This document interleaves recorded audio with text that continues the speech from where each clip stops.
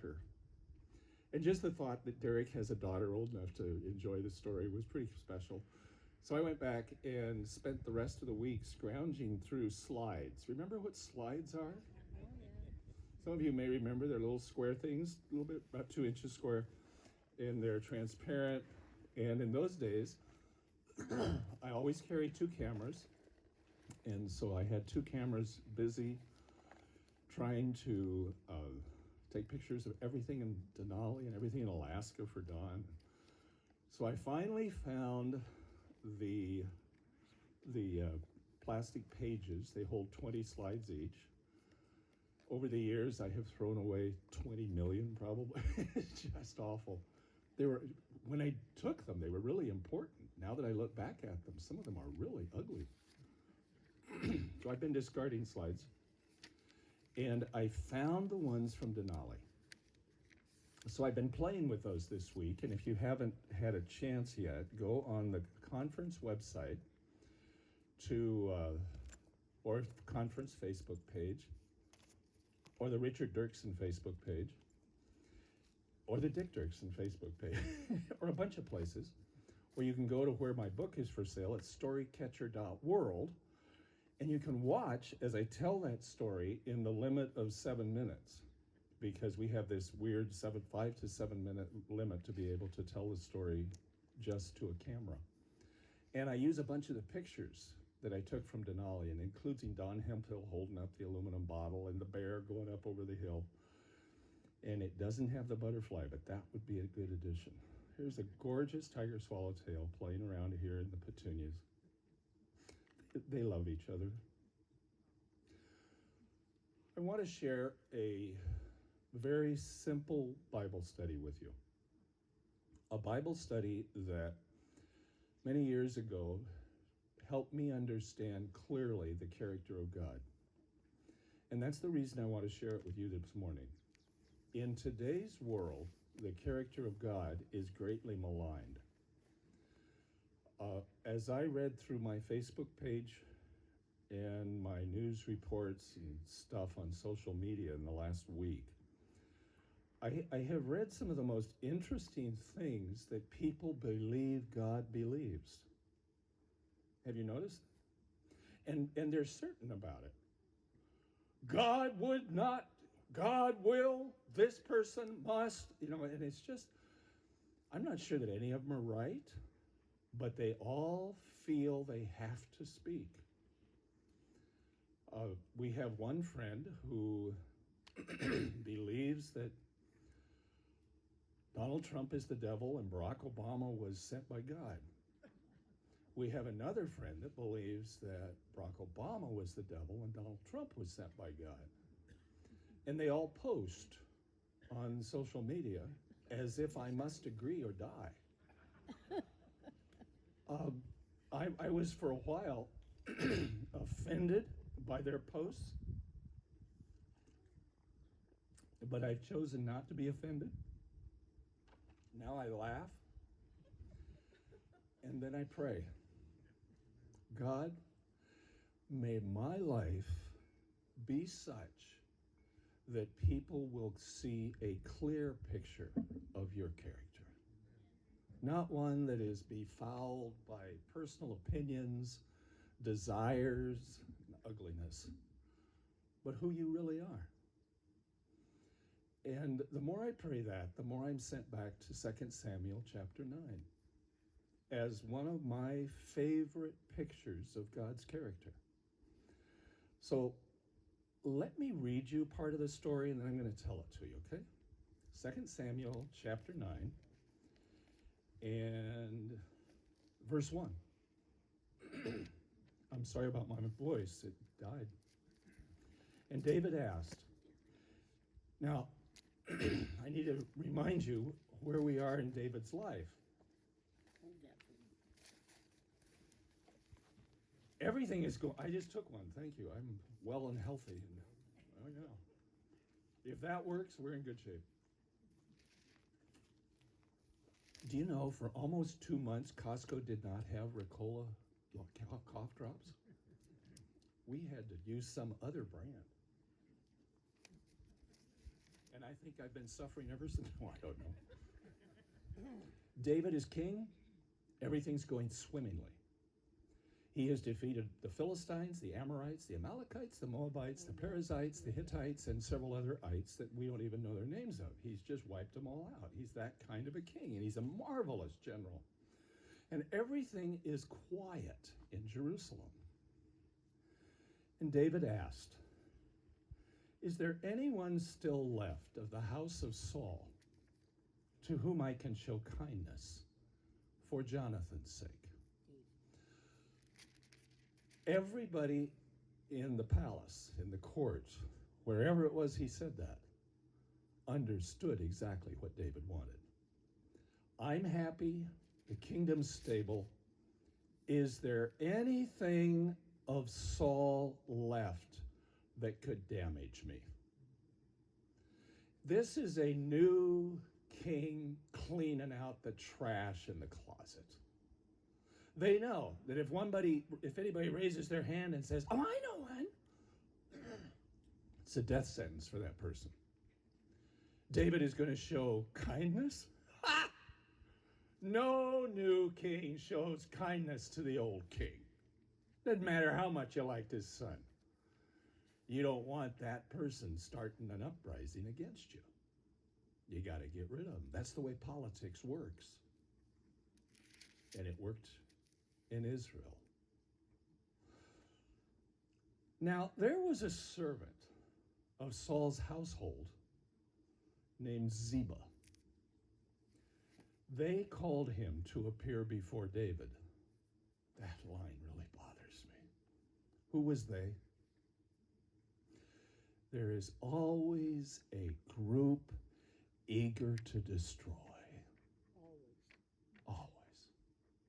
It doesn't say, and Ziba stood up and volunteered. It says, they brought Ziba. Whoever it was that thought this was a perfect time to take care of the very last of Saul. Nobody else would say anything. Anybody from Saul? No, I don't know anybody from Saul. That's really interesting. Well, read on. Now, there was a servant from Saul's household named Ziba. I love that name. I've never called a dog that name. They called him to, this is Sheba, though, by the way, not Ziba, Sheba, Queen Sheba. They called him to appear before David, and the king said, "Are you Ziba?" You see, David remembers Saul. David remembers the servants. David remembers the people who stood for Saul, the people who stood against Saul, those who became his supporters. David has an incredible memory, maybe a photo memory. He's an amazing person. He's just an incredible leader and incredibly stupid at the same time. There are days he does stuff that you just say, why? Come on. Are you Ziba? Your servant, he replied. And the king asked, "Is there no one still left in the house of Saul to whom I can show God's kindness?" Watch how David sets this up. He doesn't say, "I want to show my kindness." Everybody knows what the king's kindness is going to be. It's going to be murder. It's going to be assassination. It's going to be fix it. But he's not going to do that. He lets everybody know, this isn't about me, it's about God. I want to show God's kindness if there is anyone of Saul's family left. And you can feel a gasp go through the listening crowd who always wander around power.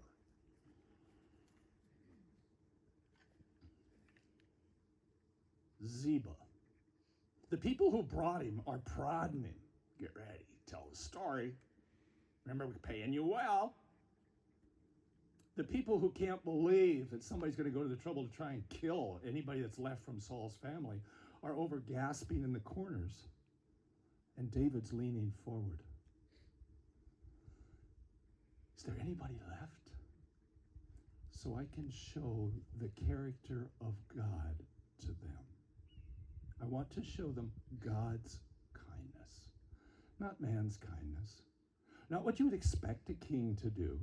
I want you to tell me if there's someone to whom we can reveal the face of the Creator.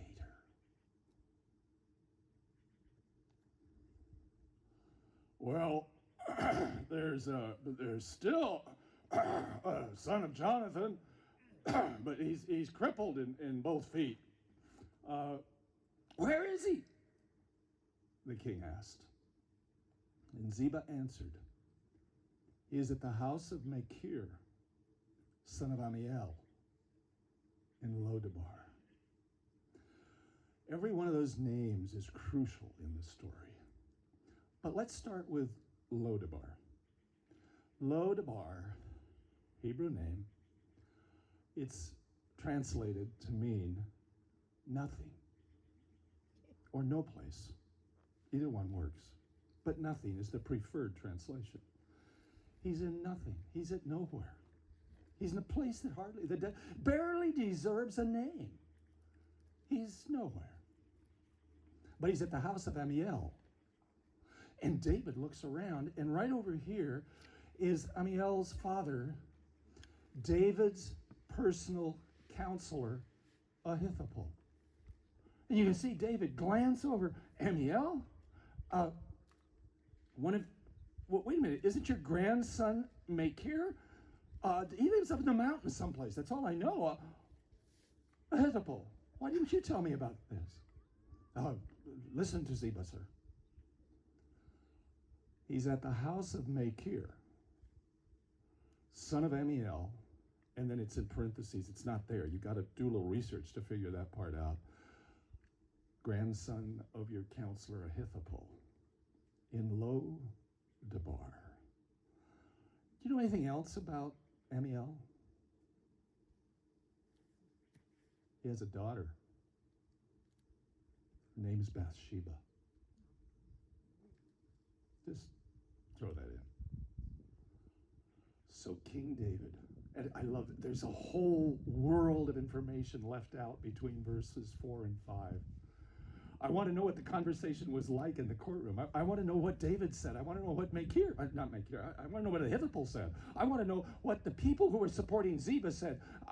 There's none of it there. So King David had him brought from Lodabar, from the house of Machir, the son of Amiel. How? How'd they bring him? Who was given that assignment? It doesn't say. How do you carry a young man, by now he was a young teenage, a little bit older man, how do you carry him when his legs were crushed?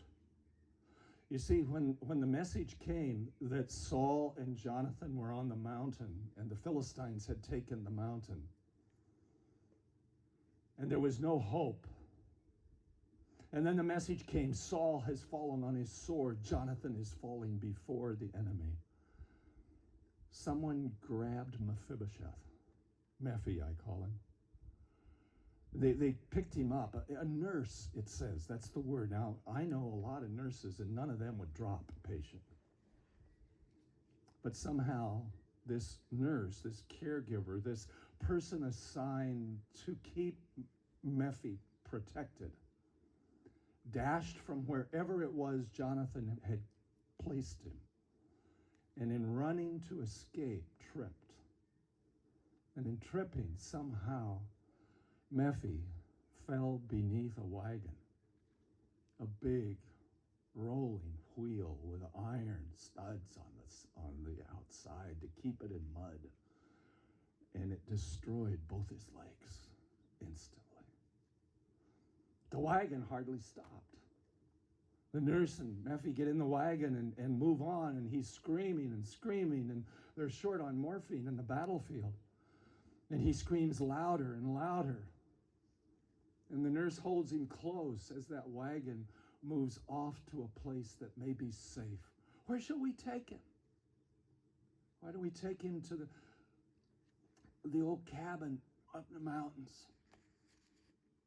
That's no place. I know, maybe he'll be safe there. And so Mephi goes to Lodabar. Nowhere. Perfect place for nobody, right? This is a man who is the prince. He's next in line for the throne. If Saul dies, Jonathan dies, could be Mephi, King Mephibosheth. Instead, he's growing up in the filth of a little village that isn't even worth a name, on the hillside in nowhere. They care for him. Nobody knows how to fix his legs. Nobody knows how to help him at all. It's a disaster. The one who could be king becomes nobody in nowhere. Useless. I believe that most of us spend at least part of our lives broken and lost in places with no names. We've all got minds that we have hidden rooms in where ugly things are there. Memories that every once in a while they come back to tell us something about their past, our past, and we run from them in terror. It's kind of like having dawn on one side and the grizzly on the other. It's an awful moment. And Mephi was raised with 3 bits of information constantly given. You will never walk. You must always be afraid. The king will kill you if he finds you. That was just the reality. Everybody knew it. Everybody told him, you may be Jonathan's son, but you're nobody. You're of no value. I mean, what does a kid do? Oh, probably Amiel or Machir probably built him a little wooden square of some kind and put a blanket on it, and they were able to carry him around with it once in a while. That's how he got to the toilet and to the dining room and to his bed, and it was about it. Nobody played ball with him. Never threw a football, never threw a baseball, never had anything to do with anything. He was just there. He couldn't run, he couldn't do. He was just useless. Many of us can look back at moments in our lives when we felt like Mephi. Machir even had a house and a father. I don't have anybody. They went to get him. What are the 3 things that Mephi learned? You're nobody. Be afraid. The king is going to kill you. The king doesn't like nobodies, especially if they think they're princes.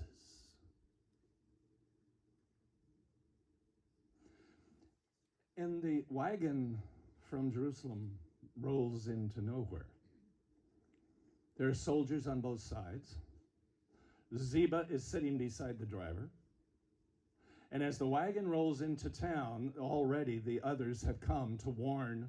And so they have actually trimmed Mephi's toenails because he couldn't do it himself. He couldn't reach them, and they were disjointed and ugly. And they washed his clothes, they washed his face, they washed his hair, and they moved him and tried to make him look almost respectable just for a while. And when Ziba and the crowd came, the king's guard, they put Mephi in the wagon and drove the wagon to Jerusalem. 50 miles. You know how long it takes to drive a wagon 50 miles in the mountains on dirt and rocky roads? A typical Oregon Trail wagon going across Nebraska, if you will, which is flat, except for Ash Hollow. That's a different story, though. They were glad to get 10 miles in a day. It took 3 to 5 days, is my guess, to come down from the mountains, go down through the canyons, get across the Jordan, get over to finally to be where David was waiting. What did they tell Mephi all the way? What did Ziba say? Oh, he's going to kill you, and he's going to love every minute of it.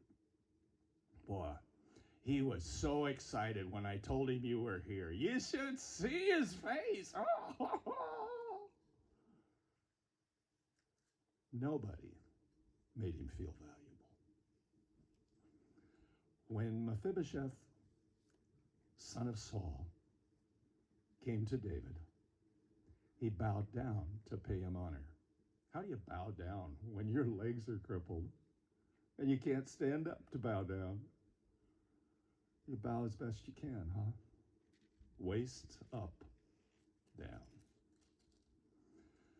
And David said, Mephi. That's all he said. That's all he could say. Because he looked and he saw the brokenness. And he wanted to weep. And he looked and he saw the eyes. And he wanted to cry for joy because they were Jonathan's eyes. He looked at the face. It was Jonathan's face. It's my best friend. And David's life is suddenly empty because Jonathan's gone. And David's got everything. The cattle on 1,000 hills, if you will. And he looks at Mephi and realizes this guy is nobody from nowhere. What can I do for him? Mephi. It doesn't have that his voice cracked. It doesn't have that he spoke with tears. He did. Your servant? Mephi replied. Your servant. Do anything about slaves and servants? We live in a world where a lot of people have servants and slaves. Go this, do that, fix those. 17. No. Why did you do that? That was really stupid. And we beat each other. Your servant. Don't be afraid, the king said to him. Whenever I feel broken, useless, nobody from nowhere, God knows my name. Mephi. And when God sees my brokenness, and he feels my hurt, and he recognizes that I've abandoned hope, he uses my name. Dick, Marge, Brenda, Naomi, Frank, Ralph. One of my favorite commercials right now. I've seen it 4 times, I think, so it's favorite. Is that fair? I think it's Progressive Insurance. They have the stupidest commercials on television. Close, at least. There's another, and it's where, what's her name, is talking to Bigfoot out in the woods. Yeah, and at the end, she calls him Bigfoot, and he just wilts. And he looks at her and says, "What did you call me?" "Well, Bigfoot." And he looks down at his feet and says, "My name's Ralph." God knows your name. He knows who you are. He's never going to call you Marge if you're Mary. He's going to call you by your name. And it's the name he loves to speak. Mephi. Servant. Don't be afraid. Because David looked into his eyes and knew he was terrified. And David had been listening to what everybody was saying in the palace. They all were expecting him to cut off Mephi's head. Break the head along with the legs. Now I'm king. They hadn't figured God out yet. Because if you're going to show the kindness of God, You do not destroy others. You always lift them up. That's the one you can write down, okay? That's the whole point of why I'm here. If we're, by our words, by our actions, by our posts, destroying others, we're on the wrong side, baby. And David knew that. Mephi, don't be afraid. You can imagine Mephi. He's now more terrified than ever. Because when somebody says, don't be afraid, that means they're going to kill you long. Don't be afraid, David said to him. I will surely show you kindness for the sake of your father Jonathan. I love that guy. And I'm going to take all the lands that belong to your grandfather Saul, and you can have them. And see, yo, Mary! Yes, ma'am. Yes, sir. I mean, King. Would you please make sure that there is a really nice, and I want to have it padded and room for his legs and everything, chair at my table right next to me, because Mephi is always going to be sitting there like my favorite son. This is Jonathan's boy, everybody. Look at him. This is Mephibosheth. He is Jonathan's son, my best friend. And everything about the world changed for Mephi. He's no longer the broken, useless from nowhere. He's now the whole son of the king's best friend. And I get to eat at his table. Mephibosheth bowed down. He did it again. It's a gift he'd learned somewhere. You don't need legs to bow. All you got to do is bow from wherever you are. Bow down as far as you can. It doesn't matter where you are, what your position is. It doesn't matter whether your eyes are open or closed or you've got a hat on or off. It's an opportunity to look God in the eye and say, I love you. How can you even notice a dead dog like me? That's the key word for Mephi, I think, in this story. I am a dead dog. Now, do you know anything about dead dogs? Do you have a picture of a dead dog at home? Do you stop when you're driving down the road and there's a dead dog by the side of the road? Do you stop and do a funeral? If you're a policeman, you get really ticked if you see a dead dog. Deer you can at least get something to eat out of, but this time it's a dead dog. And so you get out the bag that's in the dead dog bag that's in the trunk or boot of every police car in the world, I think, and you go and you toss the dead dog in and zip it up and put it inside and take it to a dumpster and toss it and throw it away. End of dead dog. Dead dogs deserve absolutely no respect. This is who Mephi thought he was. That's why the story is so important. Because every one of us has at some point known, I am a dead dog. That's my only value. And God the King says, wait, you're part of my family. I love you. Come, sit beside me. Who? You want a dead dog sitting in the chair next to you? Come on, what kind of a stupid king are you? Then the king summoned Ziba. I love this part. This is my evil nature. Then the king summoned Ziba, Saul's servant, and said to him, I have given your master's grandson everything that belonged to Saul and his family. You and your sons and your servants are to farm the land for him, bring in the crops so that your master's grandson may be provided for. And Mephibosheth, grandson of your master, will always eat at my table. Oh, by the way, Ziba had 15 sons and 20 servants and just lost everything. Because God, the king, gave it to Mephi. Oh, and then Ziba said, your servant will do whatever my lord the king commands your servant to do.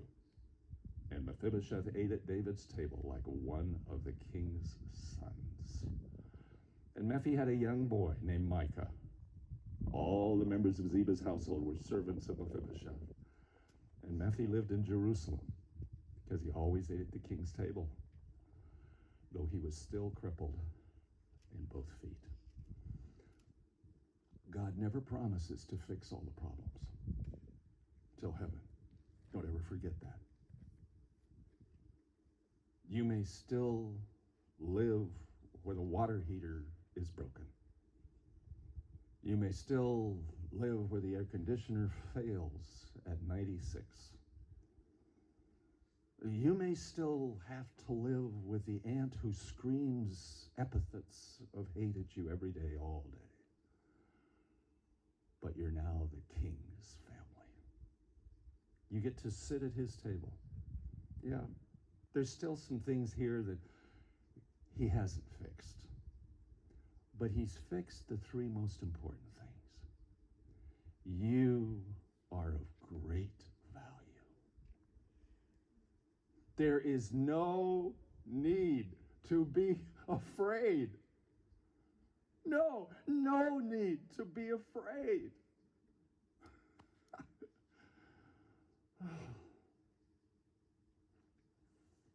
The king wants to bring you home. That's all. And to shower you with his love. And to give you a new chair with padding. And all the lands you could dream of. Parks, oaks, Rose of Sharon. All of it. For God cannot outgive his love.